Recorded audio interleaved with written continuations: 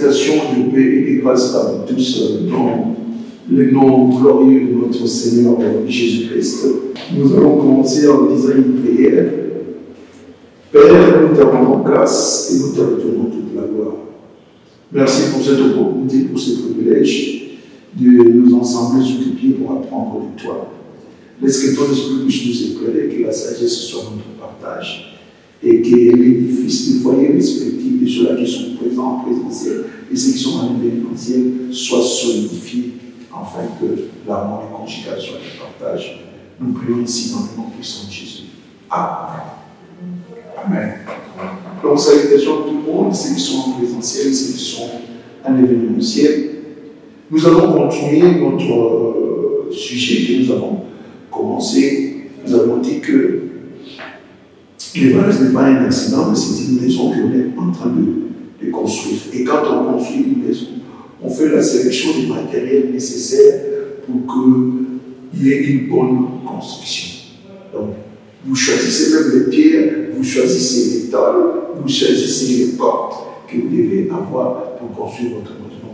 Il y a une certaine sélection des matériels. Et nous avons commencé à voir ça depuis le dernier mardi. Nous avons dit qu'une des premières pierres, c'est l'amour. La deuxième pierre, nous avons dit, c'est la vérité. La troisième pierre, c'était la confiance. Et la quatrième, c'était l'engagement. Donc, il faut que les maris soient engagés l'un vis-à-vis de l'autre. Nous avons dit que l'engagement est le sang même du mariage. Donc, parce que le mariage est un engagement. Si vous ne vous engagez pas, c'est que vous n'êtes pas mariés. Donc, il y a des engagements réciproques. On en a parlé dernièrement. Et aujourd'hui, nous continuons. 5e pierre de fondation, ou 5e pierre angulaire, c'est le respect.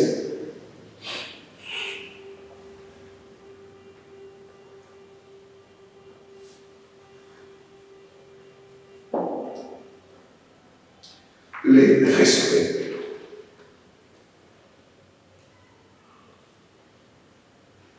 Pour que vous puissiez avoir une relation saine, y compris dans le mariage, vous devez construire un respect mutuel. Respect mutuel.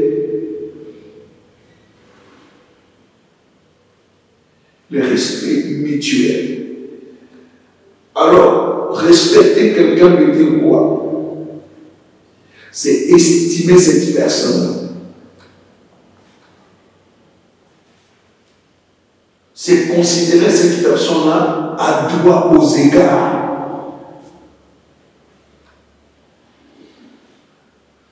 Donc, considérant la personne comme digne d'égard.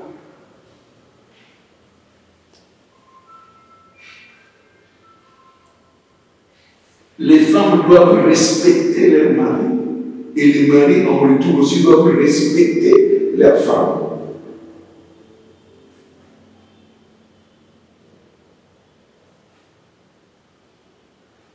La plupart des temps, les problèmes sont créés dans le mariage parce que le mari, l'homme, l'époux, n'a jamais appris à avoir des regards vis-à-vis de sa femme ou en lui accordant à sa femme le vrai respect, le respect approprié.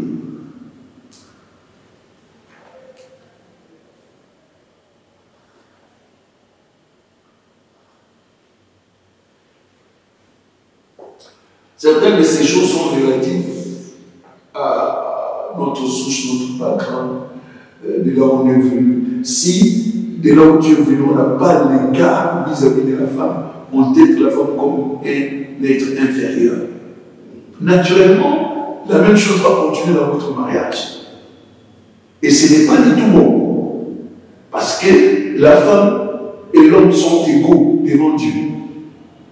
Dieu les a créés tous deux hommes. Donc, la femme n'est pas moins que l'homme. Parce que Dieu a donné aux deux la domination. Ce n'est pas seulement à l'homme de dominer, la femme aussi doit dominer. Mais chacun est dans sa carapace. Hein? Chacun est dans sa carapace. C'est-à-dire que ce n'est pas parce que je suis PDG et que vous êtes directeur de personne que je ne peux pas dire respect.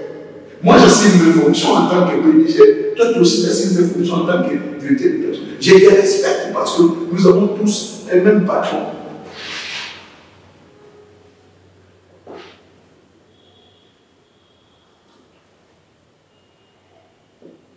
Donc, il est important que les hommes et les femmes puissent grandir un peu plus dans cet objet-là. Hein? Faire que cela se passe, qu'on soit possédé et qu'on puisse utiliser ça à volonté, avoir le respect vis-à-vis des enfants. Il y a certaines personnes, la femme ne peut pas parler. La femme ne peut pas mettre un point de vue. C'est quelqu'un qui croit. La femme a besoin de parler, elle peut aussi va le crier par moment quand les choses ne marchent pas. C'est pour dire que l'homme n'a pas toujours raison. Tout comme l'homme peut être fautif. Mais s'il écoute sa femme, tu sais que tu as reçu une certaine prise de point de vue, tu l'écoutes, ça pourrait t'amener à te corriger. Et surtout ça, pour nous les hommes, nous sommes carrés. Les hommes sont carrés. Donc quand ils prennent une décision de quelqu'un ne pas à côté, les autres qui ne pas non. Il y a des gens qui ne sont pas faut moi si vous aimez ce que quelqu'un ne va pas non, c'est comme ça. Une chose à la matin, puis je pars. Tu as essayé de lui faire comprendre, non. Maintenant, quand il va aller là-bas, il va rencontrer le coup. Il va rentrer comme le chef. Laquelle notre débat. Oh, madame, tu vois, tu avais raison. Quand il a parlé, tu as refusé d'écouter.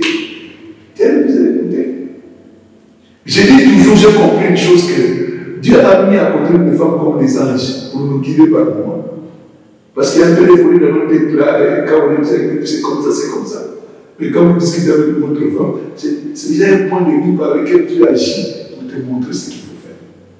Donc il faut être prudent pour ça, pour éviter beaucoup de choses. Amen. Amen. Donc il y a des différences que nous avons, des différents points de vue dans le mariage. Et cela ne veut pas dire qu'il faut être brutal. Soyez tout simplement respectueux vis-à-vis de votre épouse ou de votre époux. Notez aussi, comme je l'ai déjà dit, que Dieu a créé l'homme et la femme à son image. Vous êtes égaux. C'est ce que Dieu dit. Il a fait chacun son image. Alors vous devez comprendre ça. Donc si vous désirez le respect, vous devez montrer le respect vis-à-vis de l'autre. Et vivre d'une manière digne de respect. Celui qui désire le respect doit montrer le respect vis-à-vis de l'autre. Et vivre de manière digne de respect. Il y a des manières dignes de respect. Si toi tu ne te respectes pas, on ne te respectera pas. Donc que tes manières soient aussi des manières respectueuses.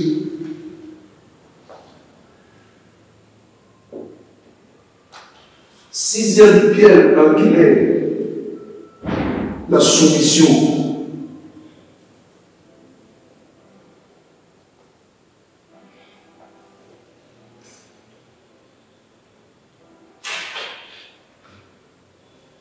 Comprenez qu'un mariage sain n'est pas toujours bâti sur les respects mutuels, mais aussi la soumission mutuelle.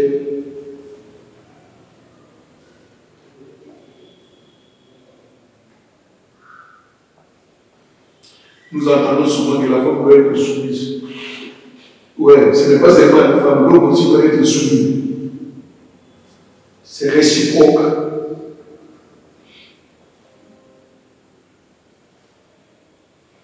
La Bible dit soumettez-vous les uns les autres.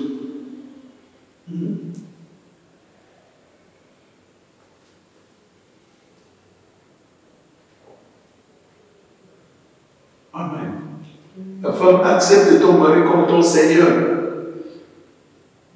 Ton Seigneur que Dieu a placé entre vos mains. Et le mari doit aimer sa femme. Et regardez cette soumission qu'il y a dans l'amour. Et la Bible dit, l'amour que l'homme doit avoir vis-à-vis de la femme doit être un amour sacrificiel. Ce n'est pas que parce que ça va bien, ce n'est pas le bien, non. Tu l'aimes en dépit de tout, et laisse qu'elle tu l'aimes comme ça. Non, parce qu'elle fait du bien, je l'aime, non, non, non. Tu l'aimes. L'église n'a pas été propre. Et la Bible dit même que, alors que nous étions pécheurs, il mourit pour nous. Est-ce qu'on peut mourir pour les pécheurs? Ça, c'est de l'amour sacrificiel. En dépit de son péché, je meurs pour lui parce que je l'aime. C'est pourquoi Christ a dit, le vrai amour, c'est de donner sa vie pour ses amis. C'est ça, cet amour-là. Et c'est pourquoi il y a nécessité de voir une certaine soumission. Vous devez vous soumettre de vous manifester tel amour. Donc, ne trouvons pas seulement l'argument, c'est la femme qui doit être soumise. Non, non, non. Éphésiens 5, verset 21 à 22, et puis le verset 25.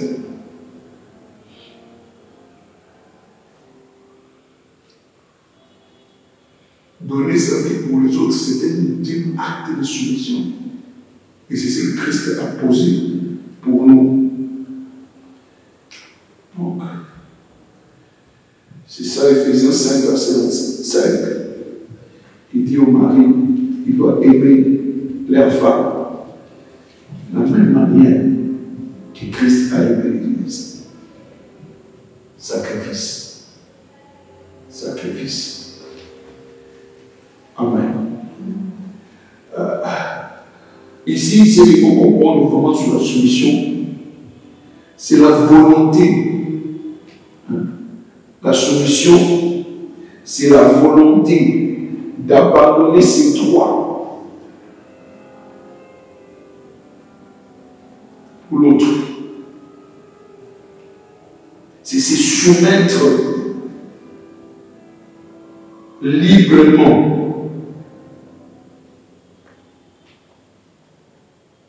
De ne pas faire prévaloir notre propre volonté.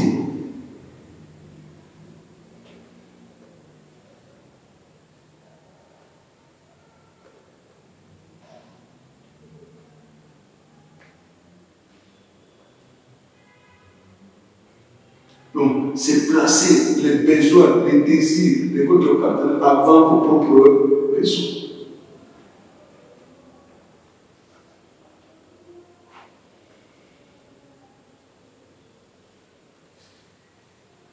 Ce n'est pas des besoins qui doivent avoir la primaire, ce sont les besoins de l'autre. Le bien-être de l'autre, le droit de l'autre. C'est-à-dire, au lieu que peut-être que j'achète un pantalon pour moi, j'achète une robe pour ma femme. Et ma femme, quand elle sort, elle achète la robe pour lui, elle achète un pantalon pour moi.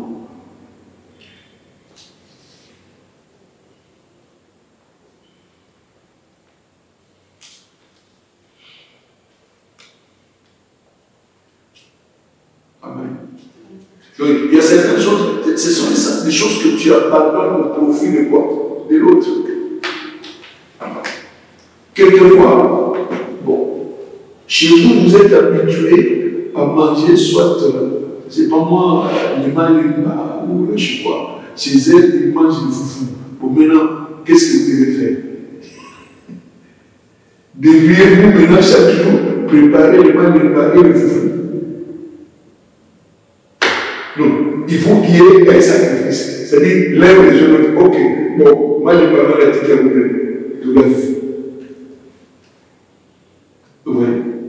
C'est ça en fait, comme la solution. Donc, j'abandonne mes droits pour que je te donne d'abord droit. Amen. Donc, ce sont des choses qui constituent quoi? La solution. Donc, quand le mariage est soumis et bâti sur la solution, la croissance sera saine dans ces mariages. Parce que les besoins de l'autre deviennent une priorité pour vous.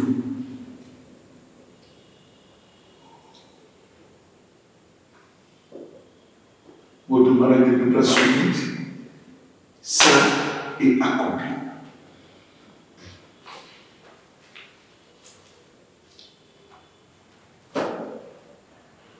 Septième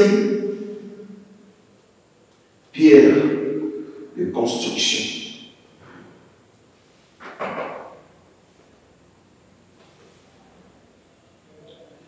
La connaissance. La connaissance.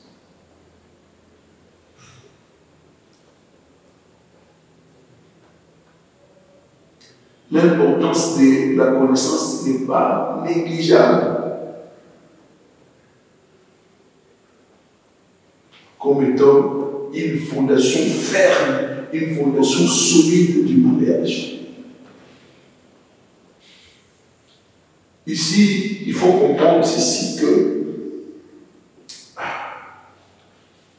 beaucoup de mariages sont en train d'échouer à cause de quoi? De l'absence de la connaissance.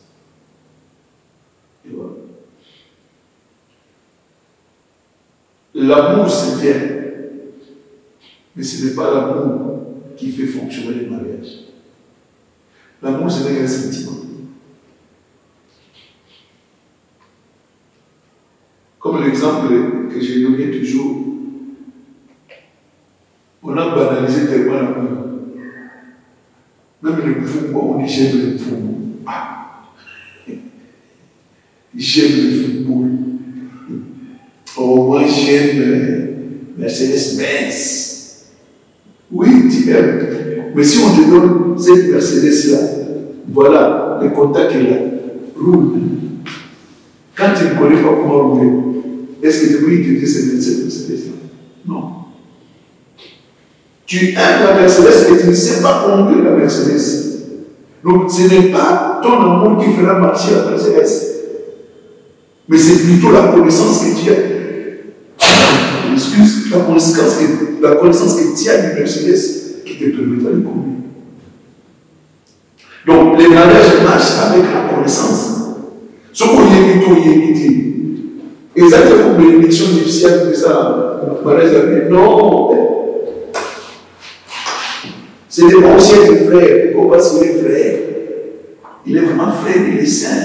Mais ça ne peut pas faire passer le bonheur. Tout le monde a son connaissance de comment est-ce qu'il faut communiquer avec la femme, comment est-ce qu'il faut vivre avec la femme, comment est-ce qu'il faut vivre avec l'homme. Tu vas échouer avec ton esprit saint au-delà de toi. Donc c'est la connaissance. C'est là qu'on veut dire. Ce n'est pas le fait que vous êtes marié, vous dites que la connaissance est vous ne mettez pas. Non. La connaissance continue à marcher avec vous. Parce qu'au jour le jour, vous êtes en train d'apprendre. Et si vous avez déjà une connaissance avant que la situation arrive, tu sauras comment t'en tenir. Mais si tu ne sais pas, au bout d'un moment, vous savez comment c'est même ça. Non, ça va remonter. Pourquoi vous avez la connaissance? Remarquez, par l'expérience des frères se marier, et pour que la femme puisse concevoir, c'est tout un problème. Moi-même, j'ai le problème. Mais vous croyez que parce que vous êtes marié, c'est fini les enfants vont venir comme ça? Bon. Non. Il y a la période où vous devez faire de l'amour sexuel. Si vous faites de l'amour sexuel, la période de fécondité, il n'y aura absolument rien. C'est pourquoi même ces choses-là, on va les apprendre. La période de fécondité, la période de fécondité, vous les apprendre. Quand vous voulez maintenant avoir des enfants, nous devons maximiser sur la période de quoi? De fécondité. C'est vrai. Sinon, vous allez mettre la photo. Pour que vous aviez. Qu'est-ce qu'il va pas? Oh, il a tellement cité. Tellement cité. Parce que j'ai dit. Alléluia. Il y avait un pasteur qui s'est marié à cette époque-là, ce mariage, ça a fait le chimouquet, le CPI, tout ça.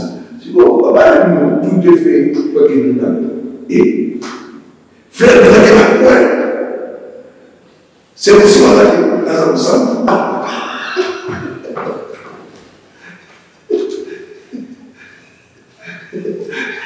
Les gens ont été donc vous donnez le ça va aider.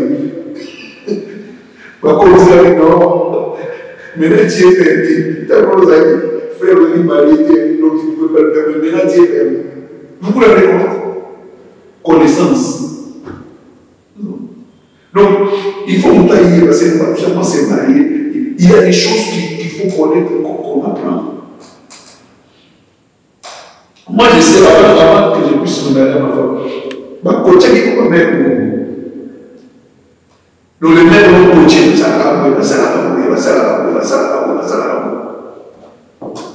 la connaissance, c'est très important.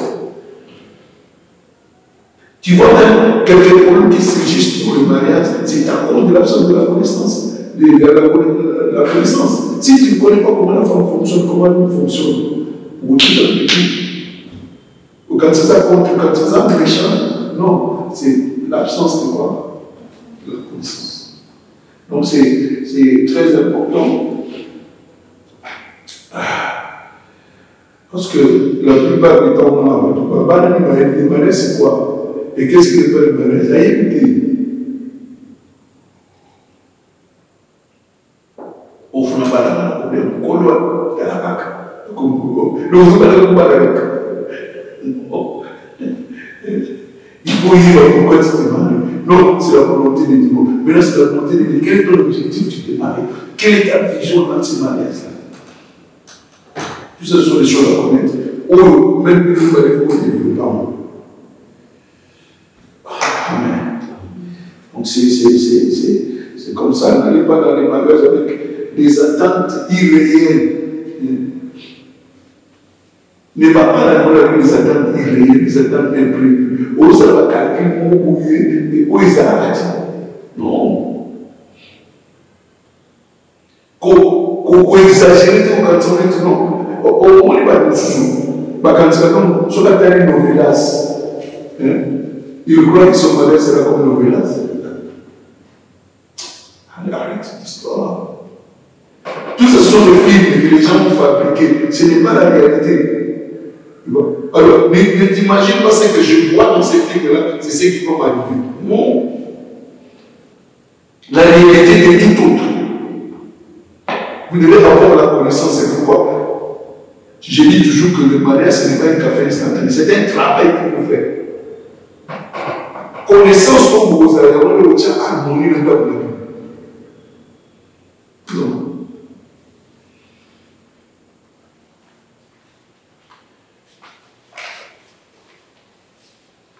Donc, n'aie pas des attentes outre mesure sur ton mari. Ton mari n'est pas parfait et toi-même tu n'es pas parfaite.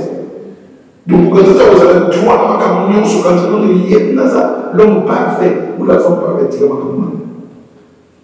il y aura toujours des imperfections. Mais il faut comprendre l'imperfection. Et quand vous êtes ensemble, les choses vont changer pour que vous puissiez devenir comment? Parfait. Donc, c'est comme ça dans le mariage. Donc, c'est pourquoi vous devez utiliser toutes les ressources nécessaires. Par livre, ça. Dans la télé, il y a des programmes qui passent à la télévision qui parlent du mariage. Donc faites en sorte que vous puissiez avoir suffisamment d'informations là-dessus. Ce seront des ressources qui vous permettront d'améliorer votre mariage. Donc exactement parce que nous allons essayer de dire ah,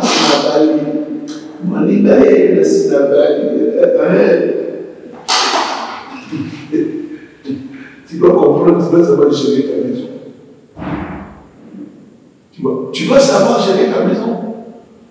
Donc, le mariage, ce n'est pas une finalité, c'est un travail qui commence. C'est un travail. Quand les enfants portent des noms, c'est encore du travail. Vous étiez à l'heure, mais c'était aussi autre chose. Quand vous devenez 3, 4, 5, 6, 7, ah. C'est pourquoi il y a un moment de si tu veux devenir fou et les enfants.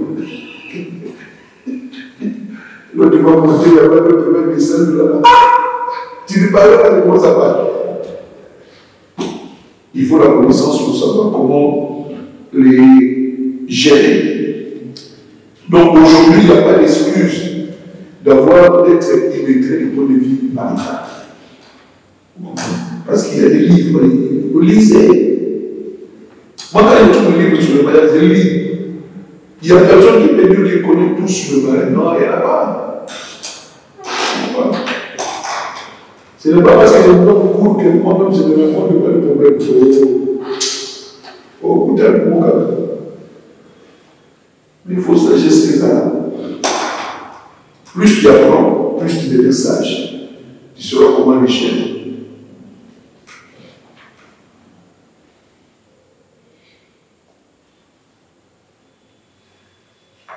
C'est pourquoi la période des fiançailles est importante. Et c'est pourquoi même les conseils prémaritaux sont aussi indispensables. Le mariage, c'est le temps où vous apprenez davantage à vous connaître. Les fiançailles, c'est un bref moment, mais dans le mariage, vous avez vraiment un long moment d'apprendre l'un de l'autre. Il y a les temps où vous devez vous asseoir, partager la vision. Qu'est-ce que nous voulons faire? Les désirs que vous avez, ce que vous voulez voir demain, vous en parlez. C'est très important. Amen.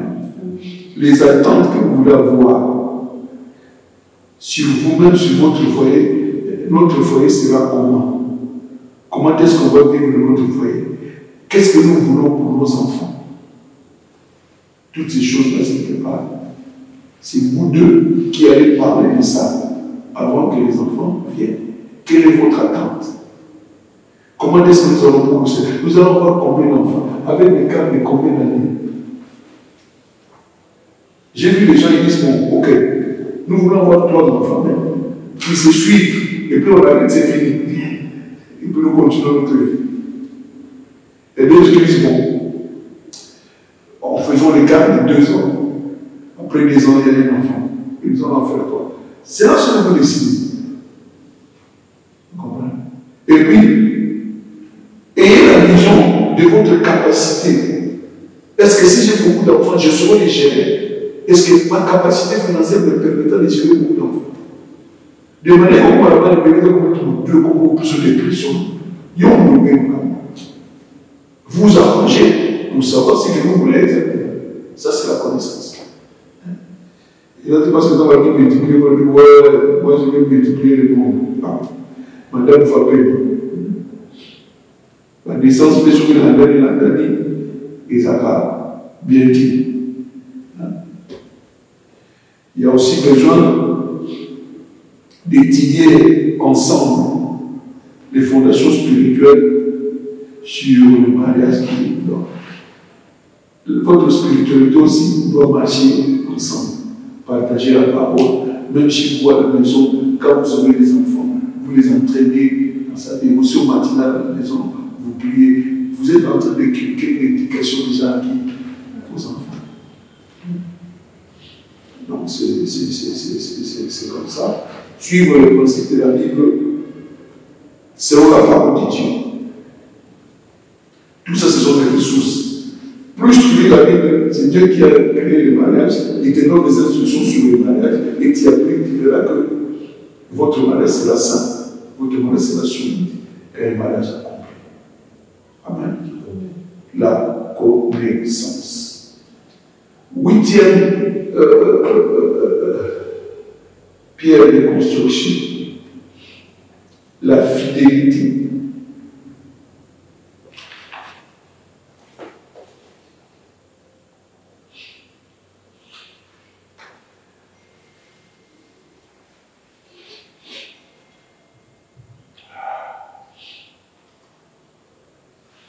La fidélité est beaucoup plus en relation avec l'engagement et la confiance.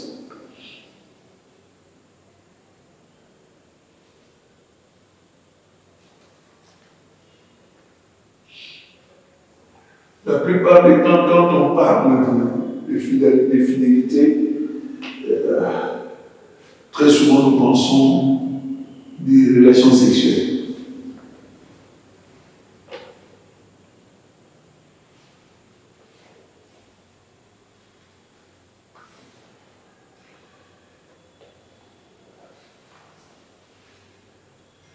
Donc, la fidélité dans dans le partenariat, donc c'est vrai.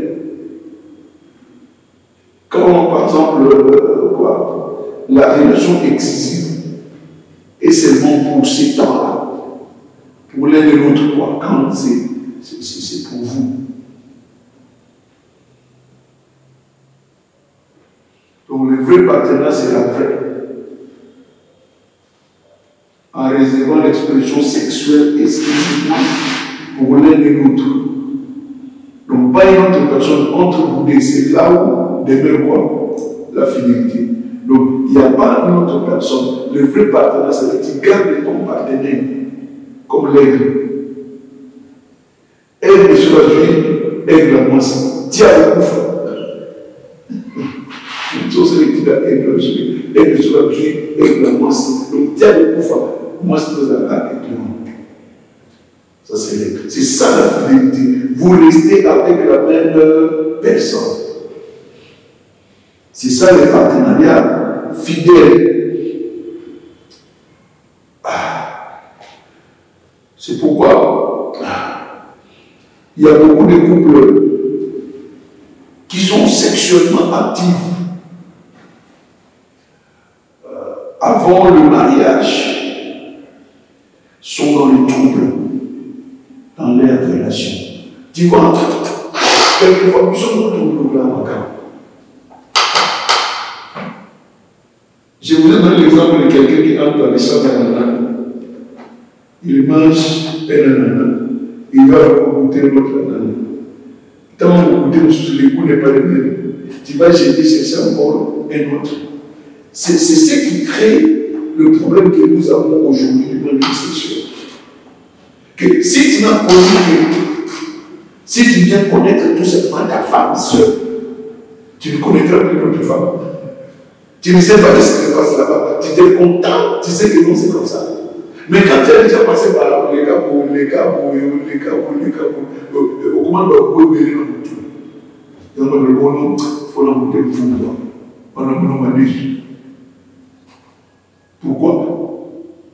Banditisme sexuel. Mais si, pourquoi nos mamans sont restées fidèles? Ils ne connaissent pas votre homme que votre père. Hein? C'est ce qui fait la fidélité.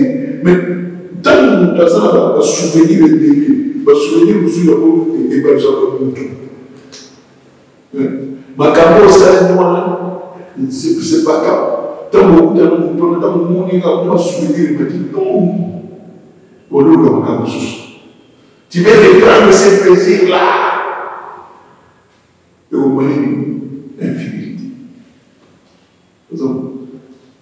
Infidélité. Il y a beaucoup d'histoires comme ça qui se rencontrent, et pour les hommes, et pour les femmes.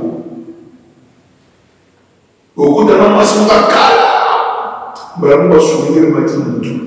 Beaucoup de gens sont à Kala. Souvenir le matin de tout. Parce que nous sommes en Christ maintenant. Que certaines choses, tu peux vaincre cela. Aussi détourner ma caméra avec les focus, j'ai ma femme. Ouais. Ce sont des choses qui arrivent, qui sont à la base de nous-mêmes. Pourquoi? La sexualité n'est pas, on n'a pas mentionné la fidélité du point de vue sexuel. Praise God. Mais, gloire soit rendue à Dieu. Donc c'est ce qui est à la base de l'absence de fidélité. Maintenant, on fait ça. Le couple ne doit pas marcher dans la honte, dans votre rapport sexuel. Quand tu trouves que tu ne trouves pas satisfaction, dis à ton mari, dis à ton épouse. S'il faut changer de position, vous changez pour que vous puissiez trouver de la jouissance. C'est tout à fait normal. Exactement. Au moment où tu sois du mal, il y a toujours un côté masculin là. Si tu as honte de parler de ça, tu commences à imaginer des choses. Bon. Mais, il y a une personne comme toi, elle va aussi être satisfaite. Si elle n'est pas satisfaite, il faut qu'ils disent que non, là, je ne suis pas satisfait. Changeons, quand même, faisons ceci ou cela. Ça s'apprend aussi. Et dans la vie, vous n'avez pas de position. On vous montre des positions. Celui qui vous donne la parole de trouver notre position. pour que votre relation soit une relation intime et profonde. C'est ça le mariage, la fidélité. Parce que ces choses-là, ça gâche beaucoup de choses. Hein? Ça gâche beaucoup de choses. C'est ce qui commence à créer le doute dans les foyers. Un certain nombre s'élève dans la famille à cause de ça. Praise God. Alléluia. Alors, la fidélité maritale implique beaucoup plus.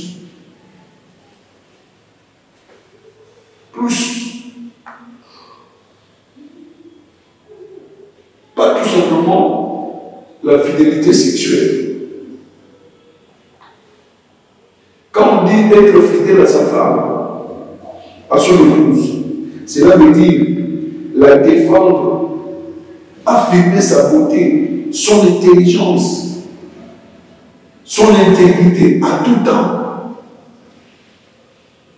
Ça, c'est dans notre angle de quoi? De la fidélité. Ce n'est pas juste du point de vue sexuel, non. La fidélité, tu dois être capable en tant qu'homme de défendre ta femme. De la défendre, d'affirmer sa beauté, son intelligence, son intégrité, particulièrement devant les gens. Vendre ta femme devant les gens. Oh, c'est ma femme. Celle-ci, c'est elle, c'est elle qui menace ma vertu. Oui, t'as besoin de nous oublier. Tu vends ta femme devant les autres. Alors, la fidélité à son mari, c'est quoi? Vous devez vanter votre mari à tout moment, l'encourager. Tu es mon adamance pour encourager la écouter. Encourage-le. Ah, papa, vraiment merci. Tu nous as apporté quelque chose pour l'avancement de la maison. Comment le papa été ou les chinois, ouais.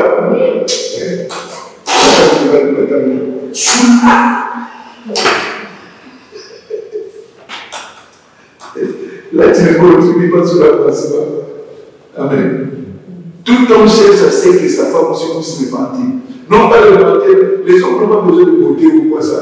Mais son travail, vraiment, ton travail, ça marche. Chérie, vraiment, tu travailles vraiment. Tu m'as donné la promotion. Là, il est bien. Vous comprenez? Mais ils ne font pas en public comme ça. Mon mari non. L'homme a besoin de la compassion. L'homme a besoin de la compassion. La femme, tu as besoin de la défendre en public. Et au moment où on dit l'intendant qu'on a la tu embellis toujours la femme. Moi, c'est que je dois présenter. Si vous présentez Dominique à rien, attendez que vous allez monter, vous présenter la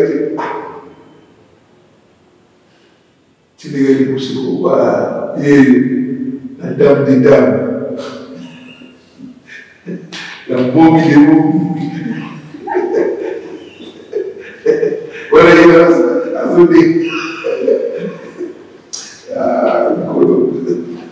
les indications.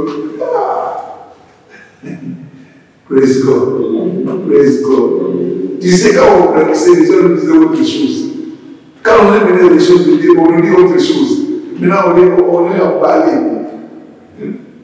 Quand on était des enfants, l'esprit du quartier, petit, il faut faire attention avec les femmes. Il ne faut pas les donner 80, il faut donner 20%. Maintenant, ça rentre dans ta tête. Maintenant, tu restes avec les 20%. Or, maintenant, quand tu découvres les choses, tu dois donner combien? 80%. Confusion totale. Mais la vérité, c'est ça. La vérité, c'est ça. L'homme doit vanter sa femme, sa beauté, son intégrité. Tu vois, c'est les Nigériens. Quand ils vont dans une fête, tu verras que l'homme est derrière, la femme est devant. Alors la famille parlait des bijoux longs, pas bijoux longs, avec king, tout ça. On est laissé là, et à l'époque, avec tout le monde ici. Alors là, c'est pour moi, il y a bon. Si vous présentez la note ici, par rapport à sa femme. La femme doit être toujours poussée au devant, que les gens voient sa beauté. Ah. Donc, c'est ce qui fera que la fidélité maritale fera que vous puissiez avoir un mariage heureux, un mariage sécurisé, un mariage qui aura beaucoup plus de bien-être. Hein? Donc, mettez ça en première place, à part la place de Dieu. Ok?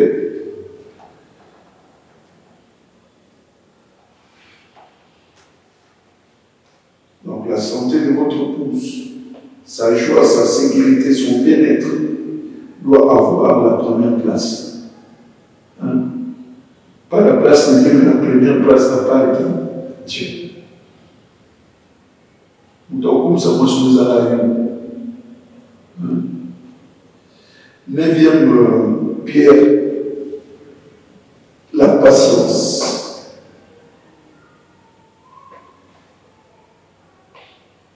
La patience.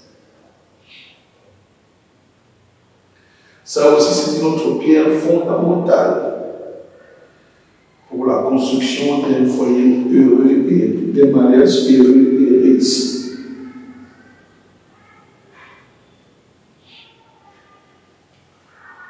Pourquoi?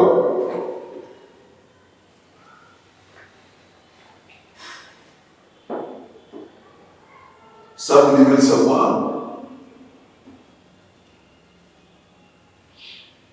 Les mariages mettent ensemble deux personnes totalement différentes,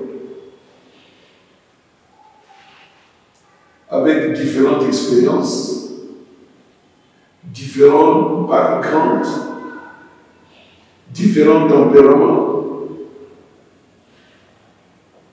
différents désirs,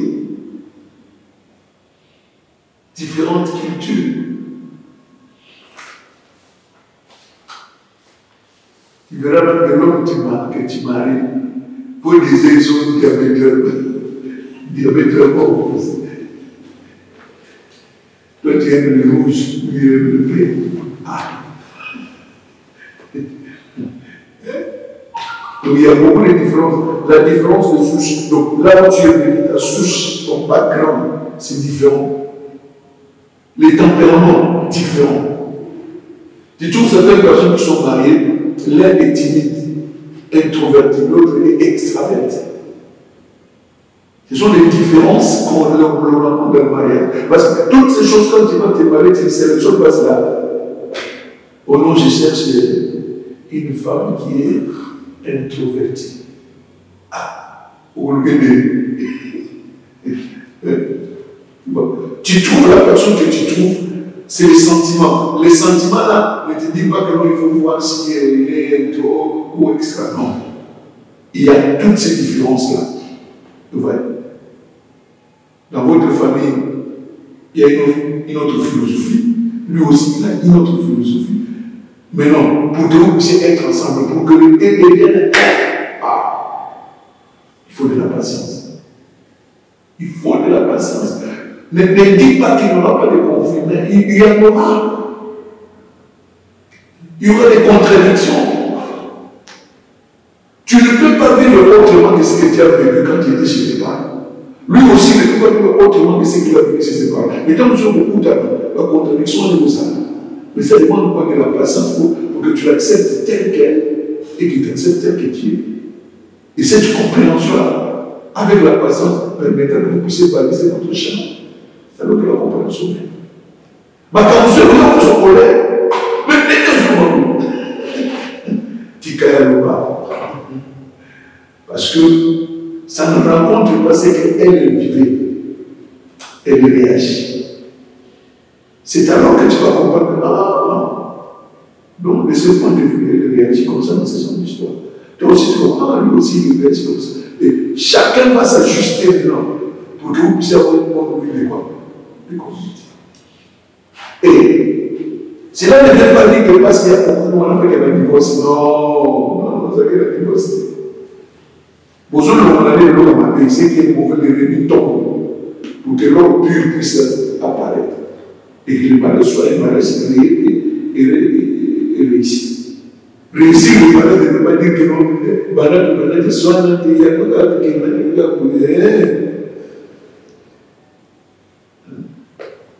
non, il y aura des différences, il y aura des attitudes que les deux partenaires ont. Ça nécessite l'ajustement des attitudes pour que la réussite soit votre partage. Dentifrice. Toi, tu as pris ici. Lui, il a pris là-bas. Conflit. Mais qu'est-ce qui se passe? On commence à ici. Tu connais combien de temps il a commencé à payer par là? Et les jours, on a donné changer. Conflit. Mais j'ai laissé ma montre ici, non? Mais elle a arrangé ça parce que ce n'est pas la place de la montre. Elle a mis ça dans une autre endroit. Conflit. Vous comprenez? Conflit. Juste à cause de ça. Il est habitué dans son désordre ordonné. Ça, c'est le désordre ordonné. Le seul désordre est ici, là où il a fait sa chose. Mais toi, tu es venu, tu commences à y aller. Mais j'ai laissé mon histoire ici, c'est ici. Où est-ce que vous l'avez placé? Mais il a arrangé ça tout simplement pour que ça soit mon endroit. Ce sont des choses qui arrivent. Et ça nécessite quoi? La patience. Hein? Donc il y a des attentes. Il y aura pas mal de conflits sur la gestion de l'argent, sur les plaisirs, sur la façon de gérer les enfants. Tout cela, ce sont des choses qui arrivent. Amen. Donc, la clé critique pour résoudre ces conflits, c'est l'ajustement. Et ça demande quoi? La patience. Il y a beaucoup de choses que vous allez gérer. Ça demande la patience. Donc, c'est une pierre importante dans la vie. Il faut être patient pour que la personne arrive ou devienne ce que vous voulez qu'il devienne. Que ce soit l'homme, que ce soit quoi? La femme. Et la dernière pierre, c'est la stabilité financière.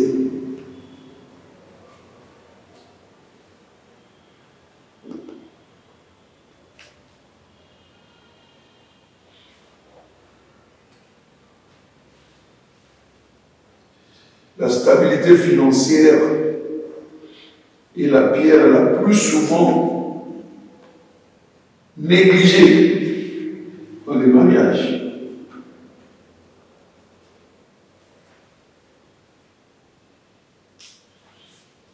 Beaucoup de gens entrent dans le mariage sans quoi? De base financière bien établie.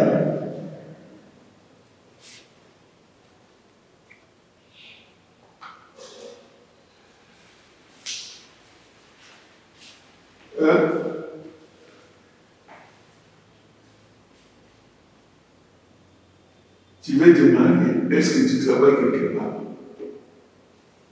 Non, je ne travaille pas encore, mais nous nous aimons.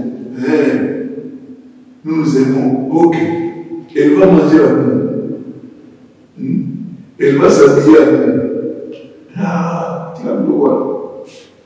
Moi, c'est pour une salatine.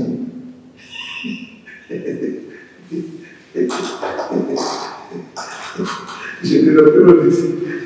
On était jeunes. Mon ami venait aider à l'Europe. Il a engrossé. Ils ont chômé dans la classe. Il a engrossé. On a venu déposer la scène. Le matin, il dit à mon ami, j'ai faim. La mère est travaillée. Il lui me pas dit. Oh, on a dit comme ça. Ah, c'est pas ça, c'est pas ça.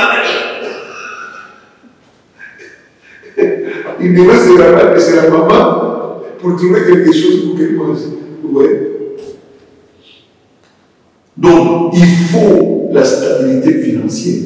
Les mariages, tu dois avoir un travail qui te permet de prendre soin de ta famille. Vous comprenez? C'est très important. L'amour est important et critique, mais soyons quand même pratiques. Vous ne payez pas le loyer avec l'amour, la nourriture avec l'amour. Non, non, non, non.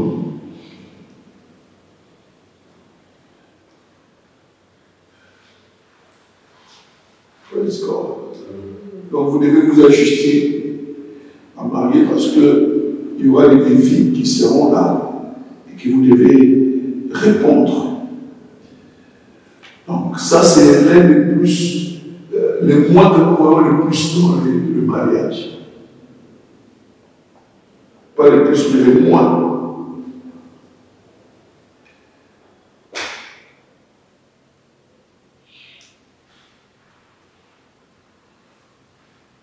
Si vous avez des problèmes déjà financiers avant de vous marier, qu'est-ce qui vous dit que quand vous allez vous marier, vous aurez des problèmes financiers? Les mariages n'arrêtent pas les problèmes financiers. Ça augmente. Parce que quand il essaie un petit peu de débrouiller un morceau de pain avec le sucre, boum. Mais ta femme est là. Et quand elle est grosse, les mères elles savent. Ça vous a la dignité. Alléluia. Il y avait les beaux-frères qui voient les amis pendant 0 heure. Ça va vous dire, tu dois manger des cabrés à l'effet-toi chaud. Ah, l'homme est sorti. Le temps d'arriver là-bas, il a acheté chaud. Mais pendant qu'il venait en route, quand c'est arrivé, c'est fort. Oh non, c'est pas ça!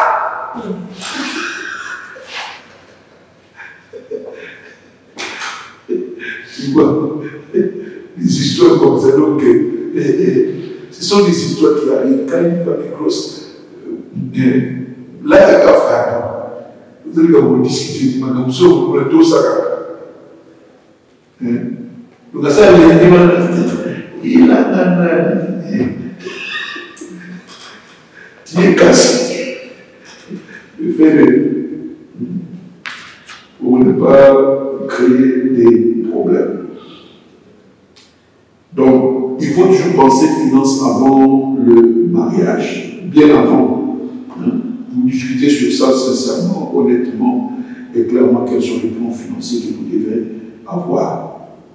Donc, ça doit être, vous devez avoir des sources stables et sûres de revenus, vous permettre de bien marcher dans le foyer. Donc, et des sources stables et dépendables de revenus. Donc, c'est pourquoi il faut avoir un emploi stable, soit une affaire que vous dirigez vous-même.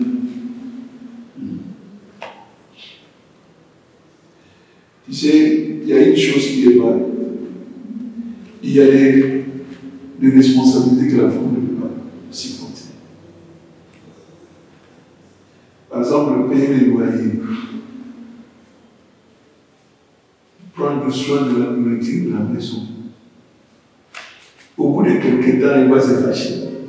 Parce qu'il n'a pas été créé pour faire ça. Mais quand un homme le fait, il le fait simplement parce qu'il a été créé pour ça. C'est l'homme qui prend en charge de sa femme. Mais quand la femme travaille et qu'il prend en charge de l'homme, à un certain moment, le fardeau sera trop dur pour elle. Et elle va commencer à réagir. Cela n'est pas souhaitable. Cela n'est pas souhaitable.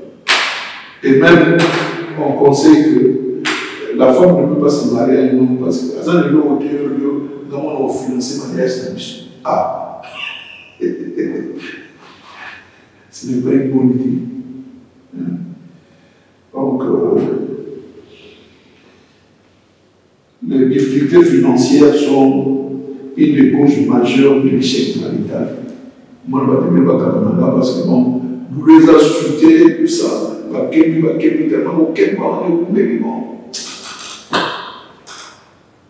ça entraîne la séparation. Donc, ne jamais sous-estimer l'importance de la stabilité financière pour le succès du mariage. Voilà.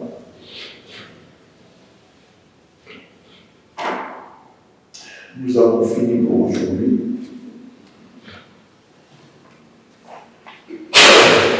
Je m'excuse. Nous n'avons pas enregistré les questions pour la dernière édition. Donc nous allons arrêter là. Voilà. Nous venons d'apprendre les 10 pierres, je dirais même les 10 pierres fondamentales pour un mariage solide. Donc aujourd'hui, nous avons vu quoi? Le respect. Nous avons vu la soumission, la connaissance, la fidélité, la patience et la stabilité financière. Comprenez que la liste n'est pas exhaustive, mais ce sont des choses principales que nous avons vues qui peuvent vous aider à avoir un mariage sain et équilibré. Je crois que prochainement, nous allons voir le 8 capacités, 8 qualités dans le mariage. Nous allons parler de l'adaptabilité, la capacité de travailler les problèmes, la capacité de donner et de recevoir l'amour, la stabilité émotionnelle, l'habilité de communiquer, les backgrounds similaires des familles. Donc il y aura trois qualités de personnalité que nous allons voir.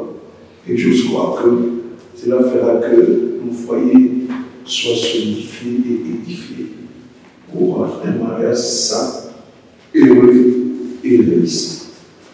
Que le Seigneur vous bénisse. J'ose croire que vous avez été édifiés, vous qui êtes en présentiel, vous qui êtes en événementiel. Donc que le Seigneur vous bénisse et que ces pierres de fondation soient le matériel à votre disposition pour que votre mariage soit un mariage solide, heureux et réussi. Que la main de l'Éternel soit sur vous et vous accompagne. Que la sagesse du ciel soit votre partage pour que vos mariages respectifs soient des mariages dignes de son nom et qui rendent gloire à Dieu. Que le Seigneur vous bénisse. À nous revoir très prochainement par la grâce de Dieu. Ciao.